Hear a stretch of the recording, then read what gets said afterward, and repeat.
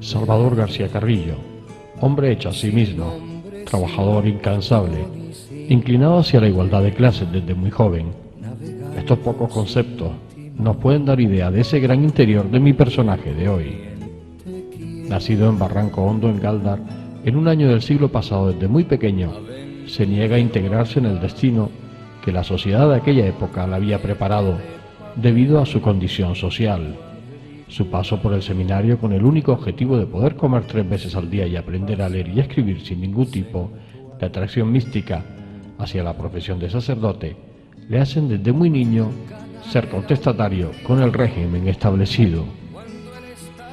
Desde este momento, Salvador, a través de sus vivencias, nos hará recorrer su mundo, conociendo su historia, internándonos en su cueva interior, llena de sensaciones por él vividas.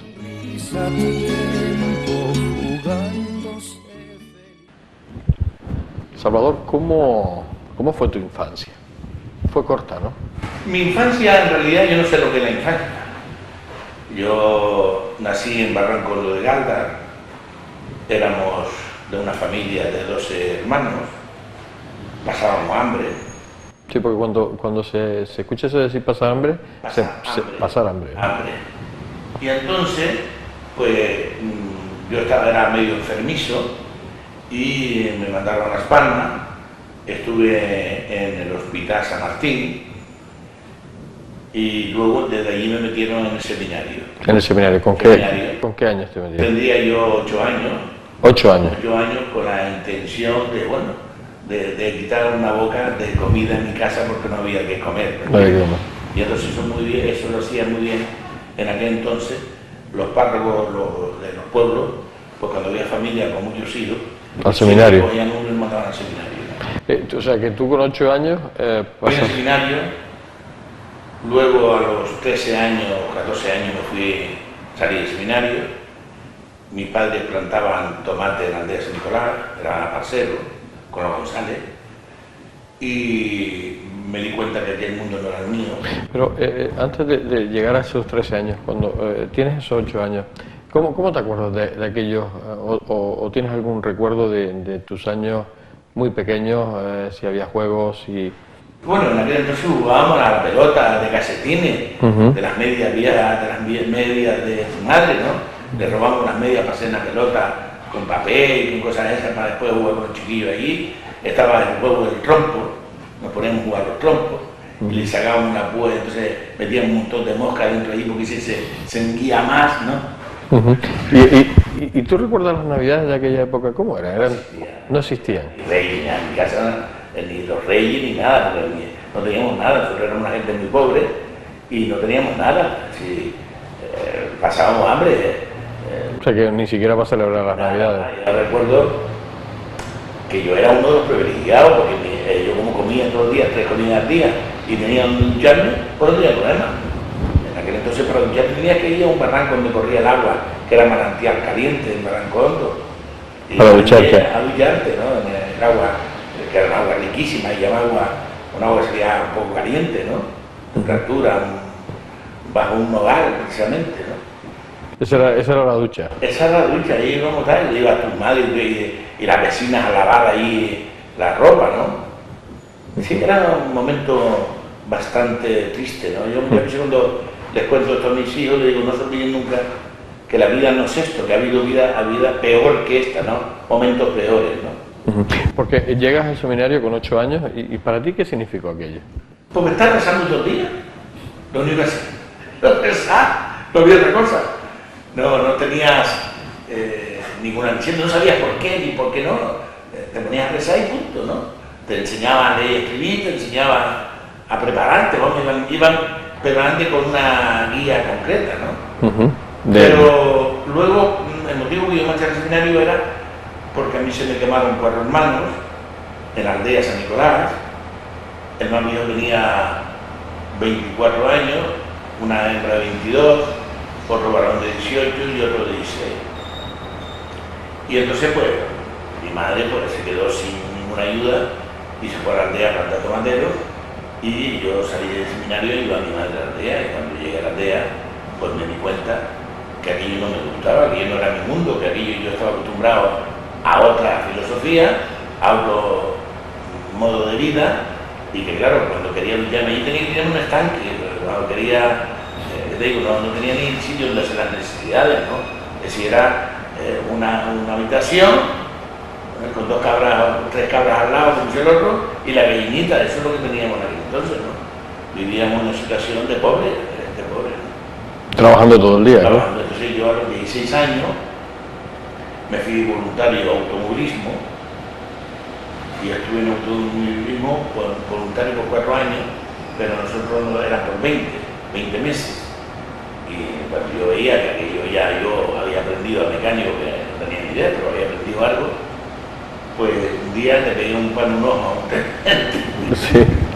Y me expulsaron de automovilismo. Se te echaron. Me echaron. Y entonces me convalidaron el tiempo servido Para el servicio militar. para el servicio militar. Y luego me vine a Las Palmas y por mediación del padre Moreno de los jesuitas, pues me metieron a trabajar con Betancores en los talleres de las minillas, al lado del cementerio del puerto. Y iba todos los días de la calle Benetiaro a las minillas caminando, y iba en las minillas a la calle Benetiaro por todas las carreteras para allá, porque no tenía dinero para pagarme todos los días la guagua ahí de Y en Benecharo porque tú vivías allí. Vivía en la calle Benetiaro en una pensión. En una pensión de la calle Benecharo. Que me parece que todavía está, En la ¿no? calle Benetiaro Creo que existe todavía esa pensión. Sí. ¿Y te ibas caminando? Iba todos los días caminando, iba y venía. Y entonces, pues un día, don Domingo Nacó pues, me eligió como secretario para sus cosas particulares. Y me fui don Domingo, estuve 2 años con Domingo de secretario particular.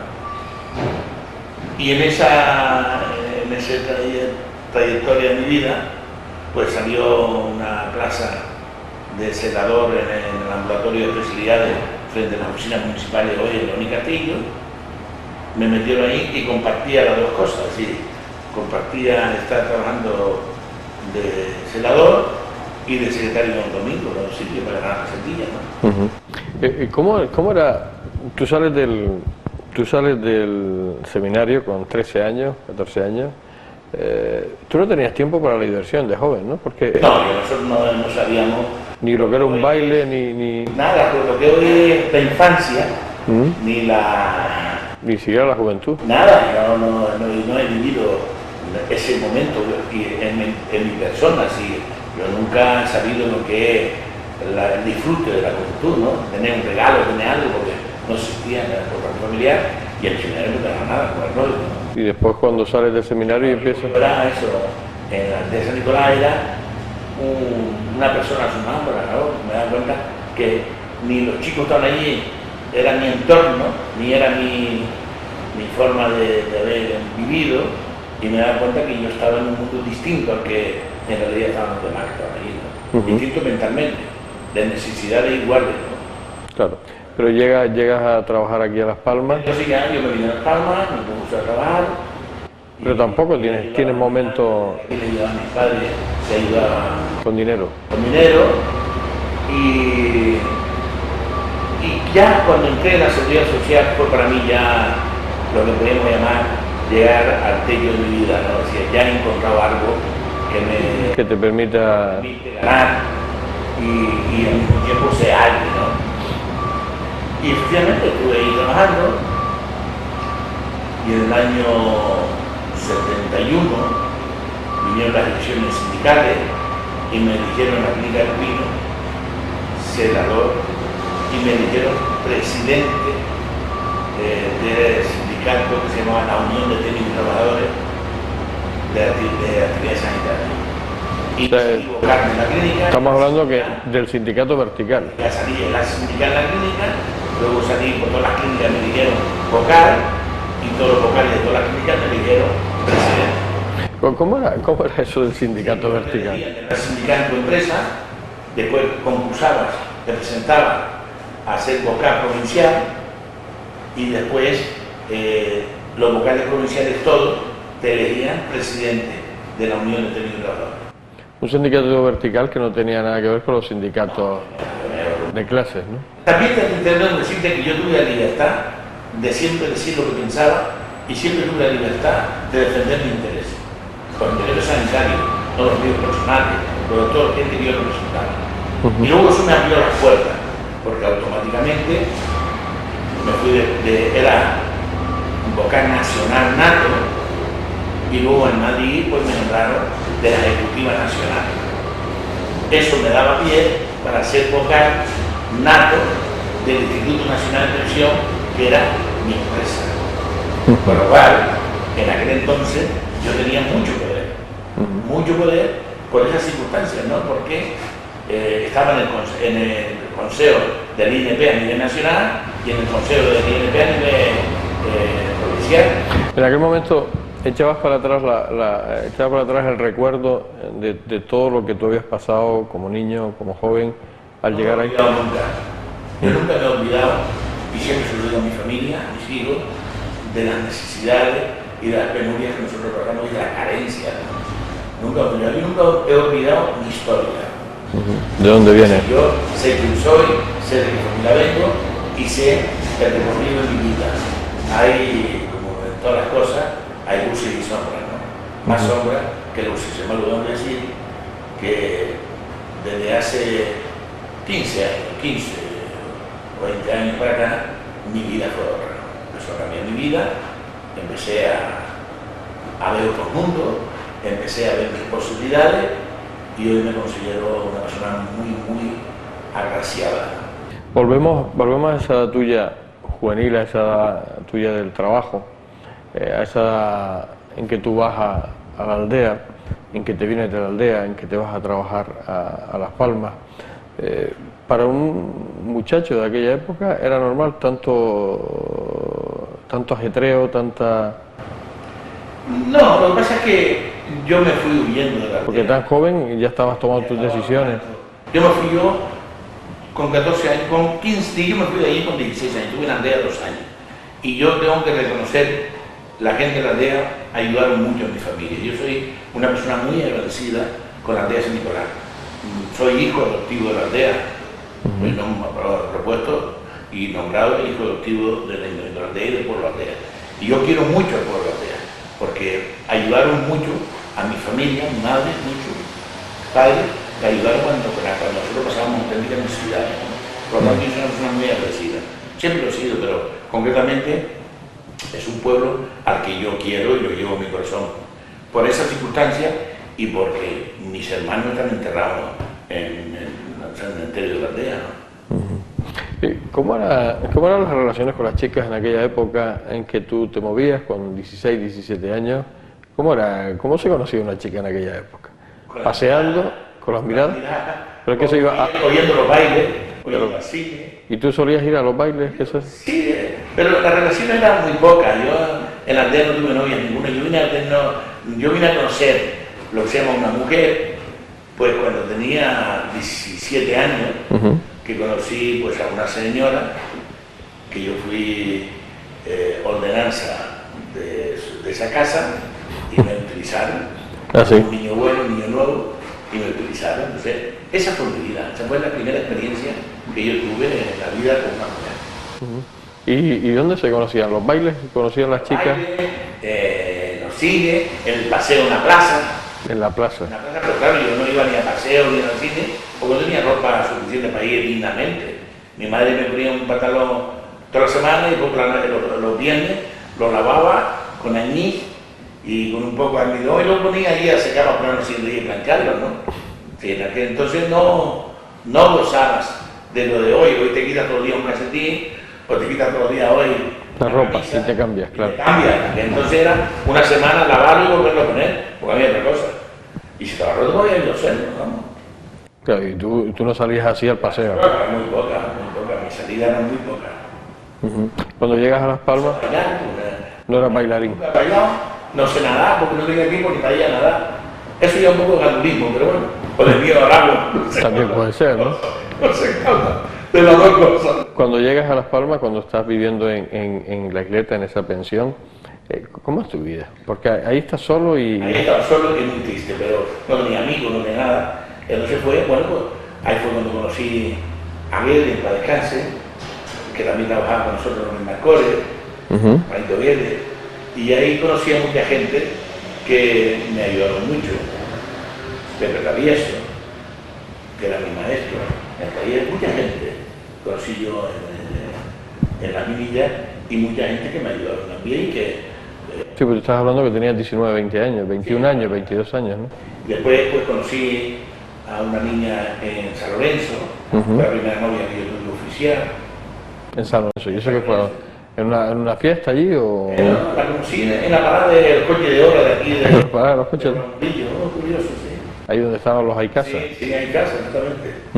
Y entonces después pues me volví a reencontrar con una chica de Barrancondo, que hacía muchos años que yo no la veía, había nacido el mismo día que yo nací, y había una relación con ella, y me casé con ella. ¿Te casaste con esa chica? Ella tuve 3 hijos, y luego me divorcié, y llevo 20 y pico años viviendo con mi actual mujer. Una vida... Y con los hijos de mi actual mujer. Entonces, en aquella época, Salvador, ya estabas trabajando, ya empezabas de mecánico en los Betancores, los famosos Betancores, porque en aquella época los Betancores eran dueños de media isla, ¿no? Sí, aquí entonces había 4 dueños de la isla, ¿no? Que era el Conde, los Boní, los Betancores y la Marquesa de Aruca, esos eran los dueños de lo que llamamos la isla. Después estaban los Verdugos, estaba... Vamos, los Betancores tenían, mitad de la isla era todo platanera. Todo, además éramos exportadores e importadores de todo lo que venía aquí, ¿no? Y yo contra el Mediterráneo tenía la concesión de ese tema, ¿no? Y era don Diego Betancor, o don Domingo, o don José, había un grupo ahí que mandaban, tenían un poder personal, ¿no? Y además, don Domingo estaba casado con doña Dulce María Hernández Suárez, ¿no? De las escuelas, así que eran 2 familias unidas con mucho poder y propiedades, ¿no? Había mucho... en aquella época se notaba el caciquismo, se notaba... Sí, porque se notaba el clasismo. El clasismo. Había mucho clasismo. Habían ricos y pobres. Y pobres, ¿me entiendes? Y el rico era señorita o señorito, y el pobre era el desgraciado que estaba ahí, ¿no? Había una gran diferencia clasista, ¿me entiendes? Sí, pues la clase media prácticamente no existía. Entonces no existía la clase media. Existía el que tenía una tiendita, pero era hermanito, Lolita o Pepito, ¿no? Y era alguien que tenía un bar pequeño, pero porque esto lo que hay hoy, restaurante para comer, en aquel entonces no existía. Iban los bares a tomarte. Que había un cocinero o una cocinera que hacía carne con papa o hacía 4 cosillas, y esa es la papa normal. Sí, pero aparte eso de... Los chochos. Los chochos, claro. ¿Entiendes? Eso de comer fuera no se estilaba. Entonces no había nada. De comer en casa. Solo no existía, lo que hay hoy no existe, sí. Los mismos chicos de hoy, la única diversión que existía en aquel entonces era ir al cine, los domingos. Ibas al cine con tu novia y la novia iba acompañada o de una tía o de la madre o de la abuela y la madre. ¿Entiendes? Para que no se le fuera a comer, ¿no? Hoy en día, ver en la calle con qué desparpajo pues vive la juventud de hoy, y yo de verdad me digo las cosas y las carencias que tuvimos nosotros, ¿no? Y que gracias a Dios hoy no tiene la juventud de hoy, ¿no? Feliz Navidad. Feliz Navidad. Feliz...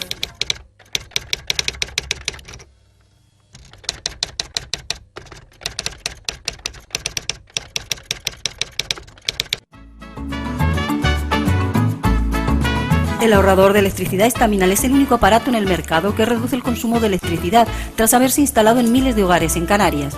No deje que su factura de electricidad afecte su economía familiar. El ahorrador Estaminal le garantiza una reducción de un 10 hasta un 35% de su recibo de luz. Estaminal no necesita ninguna instalación especial, es autoinstalable y no consume electricidad. Diga basta al excesivo consumo de electricidad y llámenos al 928 481 249. Reduzca hasta un 35% de su factura de electricidad. Estaminal, su seguro de ahorro. Feliz Navidad. Feliz Navidad. Feliz Ahorrador de electricidad Estaminal. Tras muchos años de implantación en Canarias, les ofrecemos la posibilidad de ahorrar de un 10 hasta un 35% del consumo de su factura de electricidad. Tenemos un ahorrador que se adapta a sus necesidades, sea cual sea su tipo de negocio o industria. Muchos ahorradores puede encontrar en el mercado, pero solo Estaminal ha demostrado su eficacia. No deje que los gastos abusivos de electricidad afecten su economía de negocio. Pídanos presupuesto sin compromiso al 928-481-249. Ahorrador de energía Estaminal, la solución a sus problemas de exceso de consumo. Ahorre de un 10 hasta un 35% de su factura de electricidad. Por la manchega llanura se vuelve a ver la figura de Don Quijote. Llevamos unos minutos hablando. Le he escuchado vehemente cuando me contaba sus penurias, sus sombras más que luces, su continuo luchar en contra de la injusticia. A pesar de su aspecto exterior de duro, no encontramos a una persona sensible con todo lo que le rodea, sus preocupaciones acerca del bienestar del prójimo. Debo reconocer que poco a poco me va desarmando y me va metiendo en una dimensión en la que solo está él y sus vivencias. Su amoroso batallar va cargado de amargura, que allá quedó su ventura. Salvador, estamos hablando de que llegas a esa edad, bueno, 20 y pico de años. ¿A qué edad te casas? Pues yo me casé a los 23 años. 23 años. En aquellos tiempos ya era un hombre, ¿no? A los 23 Bueno, años. fue una cosa curiosísima, ¿no? Porque cuando yo me casé, les dije en aquel entonces a los que eran mi suegro, un día le dije, le invito que el 20 de enero me caso. Así fue como yo dije que me iba a casar. Que te dio un impulso, diríamos. Sí, pues yo creo que fue la inconsciencia, ¿no? También yo creo también que el hecho de yo casarme así tan deprisa fue por contarme solo, ¿no? Por estar solo en La Palma, viviendo en la pensión. Y entonces pues me voy a casar. Y fue tanta la ignorancia de aquel entonces que me casé y después mi mujer vivía en Barrancondo y yo vivía en Las Palmas. Iba yo un fin de semana a verla, ¿no? Qué fuerte, ¿no? Sí, después ya pues un día ya me compré mi primera casita. Y vivía... Me vine a La Reolla a vivir. O sea que estabas en Barranco, ¿dónde estaba tu mujer? Ya casado. Ya casado, sí. Y la veía los fines de semana. Y todos los fines de semana iba yo para arriba, claro. Trabajaba en la clínica y me iba todos los fines de semana. Por eso digo que la vida, muchas veces la historia de uno pues tiene su historia, todo el mundo tenemos nuestra historia, ¿no? Es una historia, como decías tú, con más sombras que luces, ¿no? O sea que la gente a lo mejor te ve en la actualidad tan risueño y tan... Sí, no. Porque siempre ha sido así, ¿no? Siempre Porque ha sido... a mí cuando me dieron mi casa en La Reolla, aquella noche no había ni sábana ni nada para taparme, yo me tapé con una gabardina que tenía. La primera noche que me dieron mi casa y me dieron que compré los muebles y compré todo eso, pues claro, no tenía nada, me dio el crédito, la mutualidad laboral en aquel entonces que te daba un crédito. Famosa mutualidad laboral. Me dieron las 50.000 pesetas que me costó mi casa, ¿no? 50.000 pesetas. 50.000 pesetas me costó en aquel entonces. Y me la dieron, pero la mutualidad laboral, ¿no? Bueno, terrible, ¿no? Pero Y para todavía pagarla, a las ¿no? 7 de la mañana oía a los paracaidistas Tocar Diana. tocando Diana, porque como era al lado mismo, en el mismo cruce, había casillas que estaban ahí antes, pues ahí viví yo. Y ahí pues empecé a mi vida y luego ya me compré una casa en la avenida de Escalerita, o sea, compré a Dragao y ya empecé a progresar. A progresar, ¿no? Pero claro, yo me imagino que esa casa en Las Rolles para ti fue como, vamos... Para mí fue como fue un palacio. Un palacio, claro. No tener nada, tener una casita pequeña, 3 habitaciones pequeñas, cuando hoy tenía 65 o 70 metros. Hoy cuando habla de habitaciones de 35 o 40 metros, digo, bueno, pues 65 tenía yo. Tenía mi cocinita, mi baño, mi 3 habitaciones. En 65 metros. 65 metros. O sea que eso era, vamos, el palacio de Buckingham, ¿no? Para mí era, bueno, cuando yo decía que tenía mi propia casa, es que ni me lo creía. Muy fuerte, muy fuerte el tema. Curioso, ¿no? Y eso lo tengo que agradecer a don Ignacio Quintana, un señor de Teror, que era el jefe de la vivienda del patronato. El señor fue el que me consiguió la casa. Y gracias a él, pues... ¿Tuviste tu primera casa? Tuve mi primera casa. Y yo tengo en mi memoria las personas que me han hecho bien, que han sido muchas personas las que me han ayudado y me han hecho bien. ¿Te consideras buena persona, Salvador? Yo me considero una persona que hace bien a la gente y que lucha por la gente, en general. Y que cuando hago un bien nunca miro en si me lo va a pagar o me lo va a tener en cuenta. El único que tiene que tener en cuenta de las cosas que yo hago soy yo mismo. Y yo en este mundo pues, habré hecho a alguien mal, habré ofendido a alguien, pero se llama consentimiento a hacer bien a mucha gente, mucha gente. Tienes más amigos que enemigos, me imagino. Bueno, yo empecé a tener amigos, es curioso, amigos tengo muchos en todo el ámbito de la sociedad, ¿no? Pero empecé a tener enemigos cuando teníamos cuando empezamos a tener poder dentro del Partido Socialista de la UGT. Ahí empezó los rivales, no, sino empezó la rivalidad o el ansia de quitarte tu puesto para el otro cogerlo, ¿no? Y ahí empezó a tener yo más amigos, más críticas que la sociedad externa en la calle. Aquella frase de Adenauer, ¿no? Que es histórica, porque yo la he vivido en mi propio ser, ¿no? Aquello de decir, tus enemigos son tus compañeros de viaje y tus rivales son la oposición, y es verdad, es verdad. A ti te da por meterte en política muy joven, ¿no? Nosotros nos metimos en política, un grupo de chicos jóvenes, en el año 70-71, que fue Anastasio Travieso y yo, y que nos conocimos en el sindicato Vertical. Ahí empezó nuestro movimiento político. Después conocimos a José Carlos Mauricio, estuvimos en los movimientos de José Carlos Mauricio en el Terrero, empezaron a utilizarnos, porque nunca hay que decir la verdad, los que sabían, entre ellos Jesús Montesino, que era un periodista de la provincia, llevaba temas económicos, y empezaron a utilizarnos, y en un momento determinado, pues pudo más la oferta, por llamarla de alguna manera, ideológica de Montesino, que la oferta ideológica de José Carlos Mauricio, ¿no? Y nos quedamos con Montesino, y en el año 74 rompimos con el sindicato Vertical y nos venimos y montamos en San Bernardo lo que se llamó la UGT, ¿no? La Unión General de Trabajadores. En aquellos tiempos la policía era más durilla en aquellos tiempos o ya era muy suave. En el último momento ya nos conocían todos, sabían quiénes éramos, sabían que nosotros no éramos gente de hacer cosas raras, ¿no? No éramos agresivos, éramos gente que defendíamos con la palabra, ¿no? Y que luchábamos por nuestros ideales con la palabra. Nunca fuimos gente de ir de manifestaciones a romper cristales, ni hacer barranadas, ¿no? Ni barracadas, ni nada de esto. Era la gente que luchábamos en todos los foros, en los foros sindicales, en los foros donde estaba el delegado sindicato o el delegado de trabajo, que era oficialista, como era lógico, no del régimen, y nosotros decíamos las cosas muy claras. Se fiaron nosotros porque en el Consejo de Trabajadores, en el Consejo General de Trabajadores, que era aquí, pues Anastasio y yo éramos las personas más fuertes y con que más dureza hablábamos, ¿no?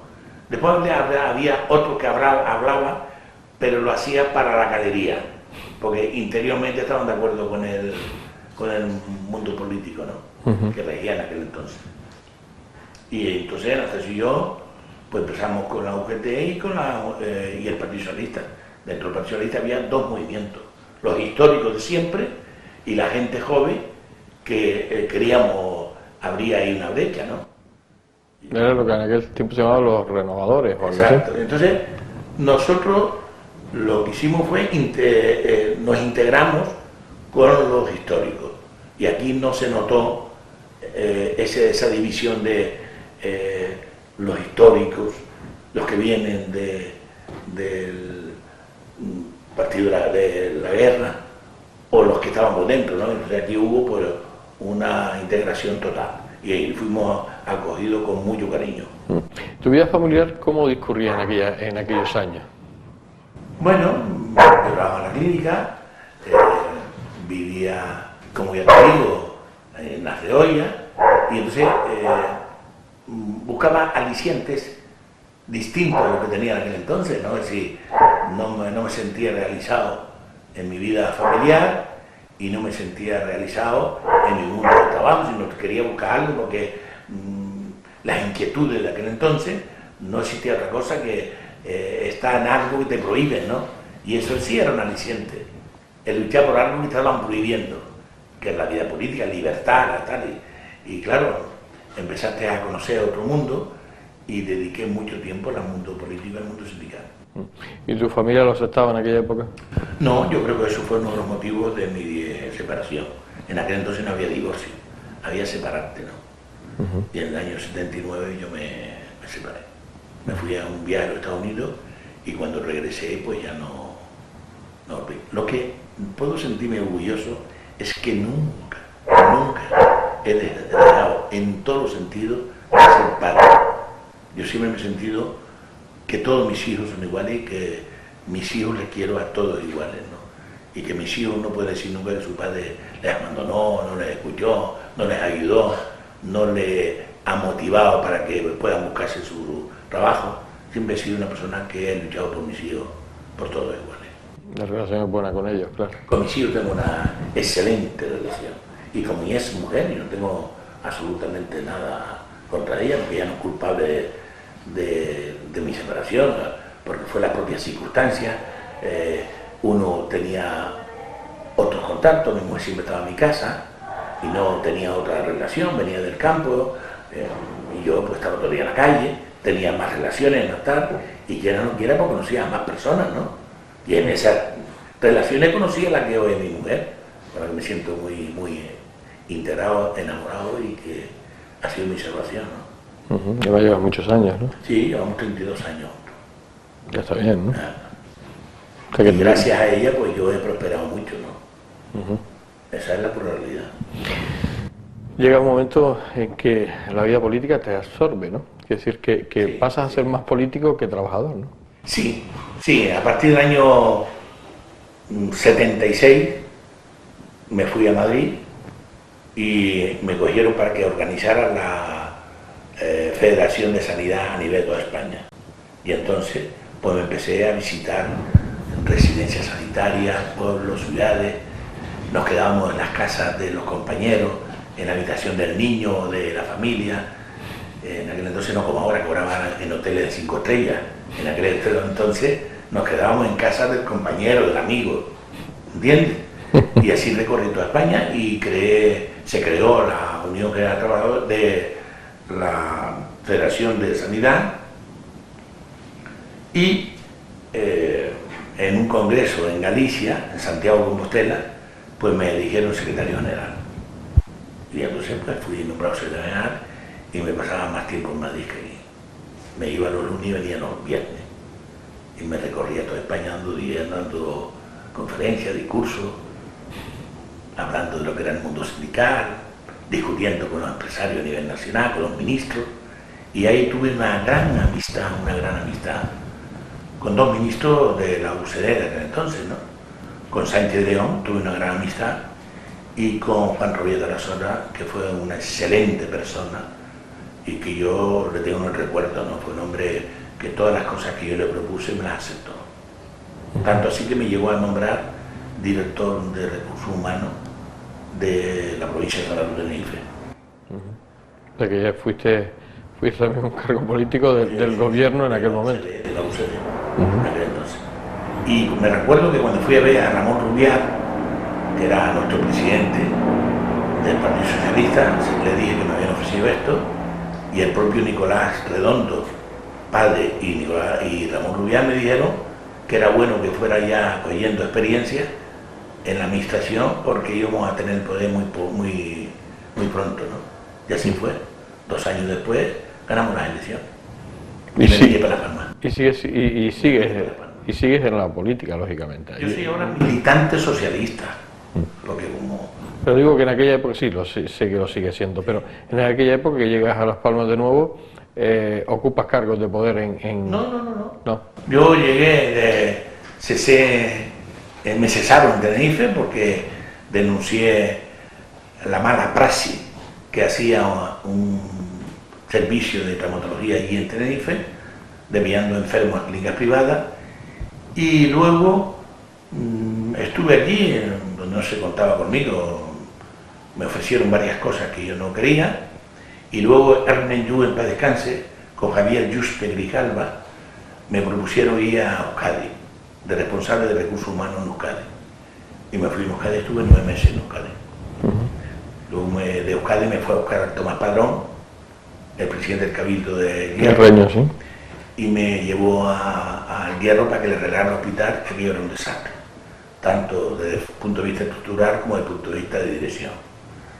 Y estuve ahí 4 meses, no quería que me fuera, porque claro, yo estaba en excedencia y me volví a reincorporar, y luego Antonio Plasencia, que era el presidente del Cabildo de La Gomera, pues le pidió a Jerónimo, que era el presidente del gobierno, y a Alberto Guanchi, para descanse, que me mandara a La Gomera. Y en La Gomera estuve 7 meses, y me tocó, por desgracia, dirigir y organizar todo el traslado de los quemados de La Gomera. Del incendio aquel que murió el gobernador civil. El gobernador civil, se quemó el presidente del Cabildo y mucha gente murieron, ¿no? Y hubieron 22 muertos y más de 70 heridos. Y estuve 36 horas sin dormir. Nunca he tenido una expresión de agradecimiento por todo lo que yo hice en La Gomera. Ni por el presidente del Cabildo de La Gomera, que es compañero socialista, ni por ninguna autoridad, porque si alguien organizó, dirigió y llevó a buen puerto aquel desastre tan grande, ese fue el gerente de Salvador García Carrillo, que era yo. Y nunca te lo recuerdo. Nunca. Es un de esos sentimientos que lleva interiormente cuando veo que a tanta gente se premia, se le da medallas, se le da tal, y sin embargo, a las personas que trabajamos y que luchamos por hacer un bien, pues nunca se lo tuvo en cuenta, ¿no? Es una cosa curiosísima, ¿no? Tu vida sigue transcurriendo en política y trabajo, ¿no? Sí, trabajaba en la clínica, yo era controlador de suministro desde el año 77. Habías ido ascendiendo también en la clínica. Controlador de suministro, era el jefe de la almacén, y entonces un día Alberto Guanche fue a buscarme a Euskadi para si quería venir de director de la inspección de trabajo. Le dije que no era inspector de trabajo y eso no me gustaba. Después me ofreció la Dirección General de Consumo, en aquel entonces no existía prácticamente consumo, ni sabía lo que era, le dije tampoco. Y un día me llamó José Manuel Hernández, que era secretario general de la UGT, y me dijo que no dijera que no, que me iban a ofrecer un puesto y que no dijera que no. Y entonces me llamó el vicepresidente del gobierno, que era Juan Alberto Martín, y me ofreció el puesto de gerente del Polinos Inama. El presidente era Jerónimo, yo llamé al presidente Jerónimo, con el que siempre he tenido una gran amistad y un afecto terrible, ¿no? Yo me siento muy identificado con la honradez y la honestidad de Jerónimo Saavedra, y me nombraron gerente del Polinos Inama, y yo les puse una serie de condiciones que se aceptaron.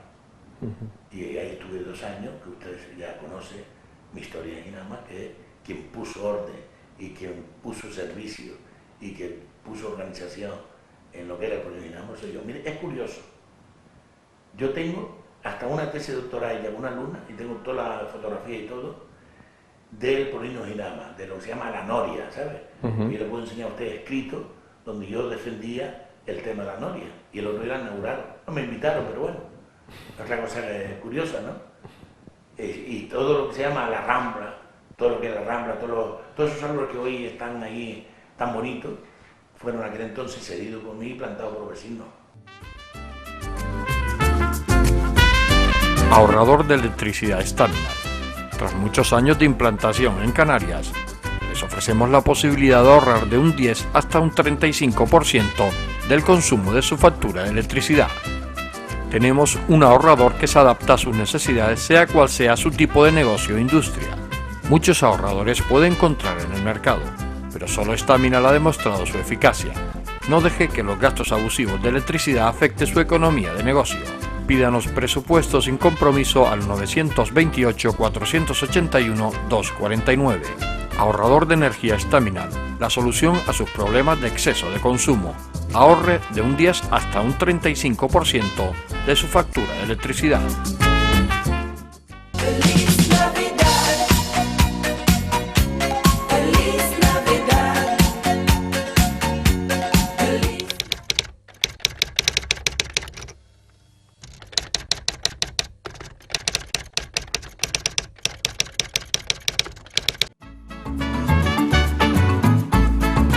El ahorrador de electricidad Staminar es el único aparato en el mercado que reduce el consumo de electricidad tras haberse instalado en miles de hogares en Canarias. No deje que su factura de electricidad afecte su economía familiar. El ahorrador Staminar le garantiza una reducción de un 10 hasta un 35% de su recibo de luz. Staminar no necesita ninguna instalación especial, es autoinstalable y no consume electricidad. Diga basta al excesivo consumo de electricidad y llámenos al 928-481-249. Reduzca hasta un 35% de su factura de electricidad. Staminar, su seguro de ahorro. Feliz Navidad. Feliz Navidad. Feliz Navidad. Uno se cree que los mató el tiempo y la ausencia. Su vida política, que forma gran parte de su existencia, la toma con total dedicación. Sus ideales, su mundo igual sin diferencia de clases, recorre media España en su lucha porque se reconozcan los derechos de los demás. Ocupa cargos de dirección, pero no olvidando nunca de dónde venía y quién era. Salvador es posiblemente el personaje que más me ha llamado la atención en el momento de hacerle la entrevista, por el concepto que tenía prefijado con él. Como un ladrón te acechan detrás de la puerta, te tienen. Salvador, estamos en tu última etapa, en la etapa actual. Tú, bueno, pues cuando tenías 50 años decides que no trabajas más para nadie, ¿no? Sí, fue un día, me levanté por la mañana y dije que no iba más a trabajar a la clínica. ¿Eso cómo lo tomarías? Pues yo lo hice pensando en que yo había estado al servicio de mucha gente, defendiendo a mucha gente, y nunca había pensado en mí, en mi familia. Y entonces pues empecé una nueva vida, que fue cuando fundé INCAEN, que son las empresas mías, el grupo de empresas de formación, y empecé en un mundo sin conocer con qué me iba a encontrar y qué posibilidad tenía de triunfar, ¿no? ¿Tu familia te tomó por loco en aquella época? No, mi mujer siempre ha creído en mí, siempre ha tenido una fe absoluta. Yo, la gran suerte que he tenido es que nunca he tenido que discutir con ella cualquier decisión o cualquier gestión que me haya propuesto, ¿no? Yo siempre le digo, voy a hacer esto, y me dice, me parece muy bien, tú sabrás. Entonces, eso es muy importante cuando tú tienes un matrimonio en que si te equivocas te lo va a cobrar y te lo critica, y si triunfas pues no te dice nada, ¿no? Entonces aquí es todo lo contrario. Aquí siempre he tenido la suerte de siempre tener su apoyo, ¿no? En todo lo necesario de mi vida, ¿no? Yo creo que eso para mí ha sido muy importante y eso es una de las cosas que yo le agradezco a mi mujer. Cuando llegas a esta altura de tu vida, ¿te arrepientes de algo que hayas hecho o te ha quedado algo por hacer si echas una vista atrás? A mí me hubiera gustado Pero era una ilusión de uno, ¿no? A mí me hubiera gustado haber dirigido la sanidad en Canarias, porque estoy seguro que otro rumbo hubiera tenido el que tiene ahora. Porque yo venía de una experiencia de empujar camillas, de conocer el hospital por dentro y conocer la idiosincrasia, pues, del mundo laboral de los hospitales, ¿no? Del médico, de la enfermera, del auxiliar, de los celadores, de los pinches, de todo el personal de mantenimiento, y conocía todos los pros y en contra de ese mundo, ¿no? Y luego conocía también, pues, la filosofía de la gestión sanitaria, y me formé en eso. Yo siempre pensé de que se me iba a dar la oportunidad de demostrar en el mundo político y sanitario lo que yo era capaz, ¿no? Sin embargo, mire, ha sido en el mundo empresarial y en el mundo de la formación donde he demostrado lo que soy capaz, ¿no? ¿Y de arrepentirse de algo? No me arrepiento de nada, absolutamente de nada. Yo creo que todo lo que he hecho lo he hecho con conocimiento y estoy totalmente reafirmado en que de los errores que he hecho, pues no tengo que arrepentirme porque lo he hecho con conocimiento y causa, y de los triunfos tampoco, porque al fin y al cabo ha sido mi vida, ¿no? Ha sido luchar por unos ideales, por una forma, por una ilusión, por una aspiración de salir del barro, y yo he sido de esas personas que se me puede decir que he salido del barro. ¿Te queda mucho por hacer en esta vida? Ya no. Ya en este momento tengo que decirte que las cosas las miro desde una atalaya y me río, porque veo que muchas cosas no tienen nada que ver ni con los ideales, ni con la forma de lo que uno pensaba, sino que las cosas han cambiado, que la filosofía es otra, que la gente de hoy es otra, y que los movimientos políticos, sindicales y de oposiciones son otros. Entonces, aquella ilusión por la que tú luchabas por el pueblo y para el pueblo, aquella defensa que tú decías que era en beneficio de la sociedad, hoy interesan más los beneficios partidistas que los beneficios de la propia sociedad, ¿no? Y eso de verdad para mí es un sentimiento personal que llevo dentro, ¿no? Es decir, tanta lucha, tantas cosas por unos ideales, y luego te das cuenta de que muchas veces priman más los intereses partidistas o individuales que los intereses colectivos. ¿La política para ti sigue teniendo sentido, Salvador? Sí. La política es la forma única que tiene la sociedad y el que menos tiene de poderse sentirse defendido. Y la democracia es lo más importante, porque cada 4 años tú le puedes quitar tu voto de confianza a aquel partido que no te haya ofertado o te haya ofrecido aquello que por lo que tú le votaste. Eso es lo más importante que yo siempre he sentido, es el que yo tengo la potestad de quitar y poner a un tío, ¿no? ¿Viviste bien tú con el régimen? Con el régimen franquista no tuve problema, pero tengo que decir que me frustró en muchas cosas. Nosotros, la gente que tenemos ahora a mi edad, pues somos la gente frustrada, la gente castigada, porque vivimos la democracia demasiado tarde, vivimos las nuevas filosofías demasiado tarde, y vivimos la opresión religiosa, política y social del régimen, un régimen dictatorial, un régimen franquista, ¿no? Ahora, lo que se llama ser perseguido, aquella gente que empezaron conmigo, lo que se llama perseguido, no nos sentimos nunca. Nos sentimos siempre libres, irresponsablemente, porque no nos damos cuenta de lo que estábamos haciendo, ¿no? Que estábamos jugando con fuego. Pero yo creo que nos cogió en ese movimiento clandestino, nos cogió en los últimos años, en los años 70 al 78, y yo creo que eso también fue importante para que también cambiara y aflojara un poco, ¿no? ¿Te sientes reconocido por la sociedad en que vives? Me siento reconocido por mis hijos y mi familia y por mis amigos, pero yo creo y estoy convencido de que no se me ha reconocido por parte de quien tenía la obligación de reconocerlo, de los años que he prestado tanto a la UGT como al Partido Socialista, ¿no? Y me siento un poco dolido porque tenerse en cuenta como se debe tener a unas personas que fueron los pioneros y que lucharon cuando nadie es capaz de la cara, eso no se ha tenido, ese reconocimiento no se ha tenido. Y hoy te ves tú, cualquier persona que llega al partido y te dice tú quién eres, ¿no?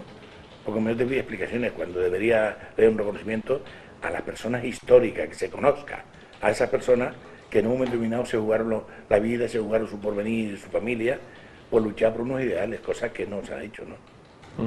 Tu carácter, que da impresión de duro, ¿eso te ha facilitado tu paso por la vida o, No, o al yo soy contrario? un tío muy simpático, yo soy un tío muy agradable. Yo soy una persona que me río hasta en mi sombra, soy muy boletero. Lo que pasa es que yo tengo un aspecto serio, yo no, externamente parece que estoy hablando, como estoy mordiendo un tío, ¿no? Ahora yo tengo una máxima, ¿no? Yo, el que me la hace me la paga. Eso sí lo digo yo y lo más no me arrepiento de decirlo. ¿Y El que me hace me la paga. has logrado hacerlo? ¿Que Sí, te la sí, paguen? algunos me la han pagado y ya saben a quién me estoy refiriendo. Pero yo tengo que decirte yo, porque por una razón muy sencilla, si yo te doy mi amistad a cambio de nada, tú no tienes ningún derecho de hacerme daño.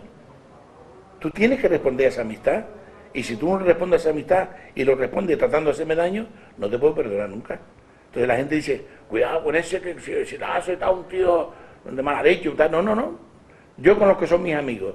Y cuando yo digo mis amigos, eso tiene una palabra muy profunda para mí. El sentido de la amistad para mí es lo más grande que hay. No existe nada que pueda ser superior al sentido de la amistad. Por lo tanto, no hay derecho que tú traiciones esa amistad que yo te ofrezco a cambio de nada. Por eso muchas veces los que no me conocen tienen un aspecto de mí o una concepción de mí equivocada. Y luego yo tengo una cosa que para mí también es otra virtud. Yo sé que políticamente es malísimo, pero yo le digo lo que siento al lucero del alba. Nunca me he callado aquello que siento y que pienso. Te ha traído problemas. Y eso me ha traído muchos problemas porque a veces hay gente que le gusta que le haga la pelotilla o que no le digas lo que tú piensas. Y yo soy de los que digo lo que pienso y defiendo mis ideales. Luego, si tú me demuestras que estoy equivocado, pues lo reconozco y punto. Y ya está, no hay problema. ¿Eso te ha hecho retirarte un poco de la primera línea política? Sí, sufrimos, Anastasio y yo sufrimos una persecución dentro de nuestro propio partido. Fuimos muy perseguidos. Mucho. El grupo de los viejos roqueros fueron muy perseguidos dentro de nuestro propio partido. Fuimos marginados, fuimos lipidiados, fuimos calumniados. Nosotros sufrimos mucho. El tiempo le ha dado razón a quien tenía la razón, que éramos nosotros, ¿no? Porque muchas de las cosas que nosotros decíamos se han vuelto a ver y a poner en práctica. ¿Eso lo olvidas? Sí, son cosas que ya están olvidadas, pero hay un sentimiento, ¿no? Hay sentimiento personal, porque al fin y al cabo yo soy una persona humana, ¿no? Y sabemos lo que luchamos, el hambre que pasamos, cómo luchábamos para poder conseguir a un militante o convencer a un militante o conseguir una empresa que votara por la UGT. Eso es un recuerdo que nunca lo puedes olvidar. Y nosotros, tanto Anastasio Traviso como yo, nunca hemos sido reconocidos en ese terreno, ¿no? Entonces son sentimientos que tú llevas dentro mío. Cuando veo a la UGT me veo a mí mismo. Hoy soy empresario, pero yo sigo creyendo en el mundo sindical y creyendo en las organizaciones sindicales. Para mí son importantes. Luego se han derivado muchas cosas que, vamos, que no tienen nada que ver con lo que nosotros defendíamos en aquel entonces. Los ideales un poco en esta época han desaparecido. Para ti eso es duro, ¿no? Sí, sí, los ideales tienen que existir siempre. Siempre tienen que existir.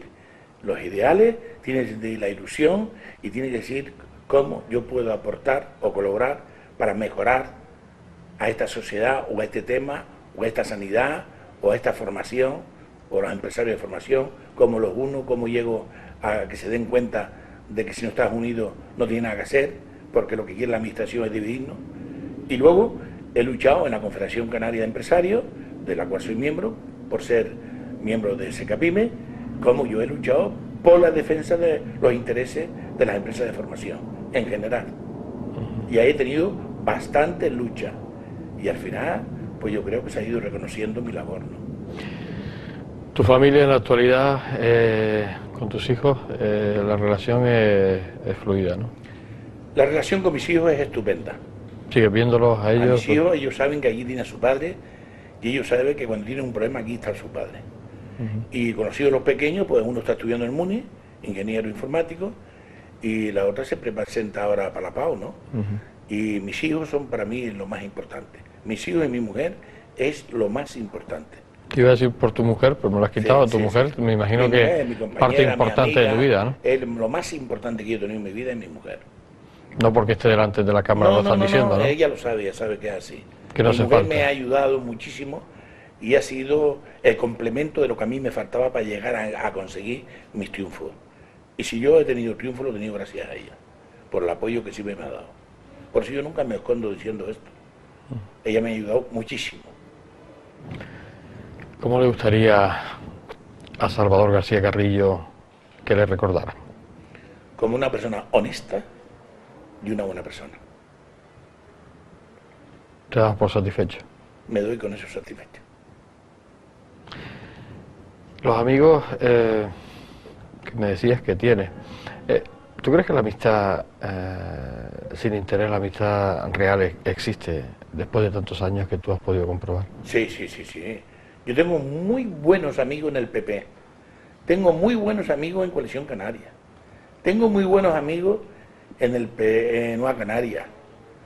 Tengo buenos amigos en el Partido Socialista. Y fuera de la política también. Y fuera de la política tengo muy buenos amigos. Amigos. Luego conocidos tengo como miles, millones. Pero amigos, tengo muy buenos en muchos sitios. Nunca le he pedido nada para mí. Nadie puede decir que yo he pedido algo para mí. Siempre he pedido y he sido un pesado pidiendo para los demás. Como los hermanitos de la caridad.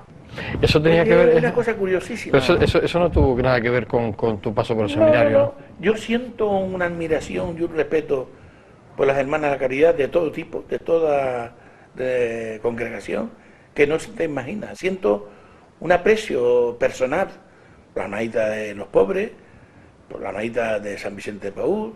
Es decir, yo siempre he tenido una gran relación con las hermanas de la caridad. Incluso con los hermanos de San Juan de Dios, ¿no? Con los hermanos de San Juan de Dios, pues es una colaboración absoluta, ¿no? Es decir, yo en eso tengo que decirte que he sentido el aprecio y el respeto y la admiración de esas personas, ¿no?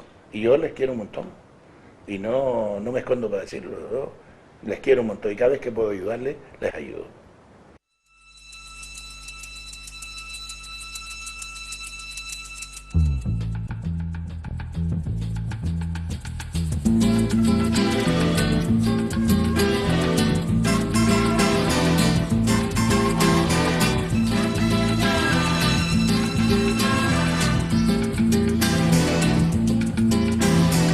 Quizá porque mi niñez sigue jugando en tu playa y escondido tras... Se nos acabó el tiempo.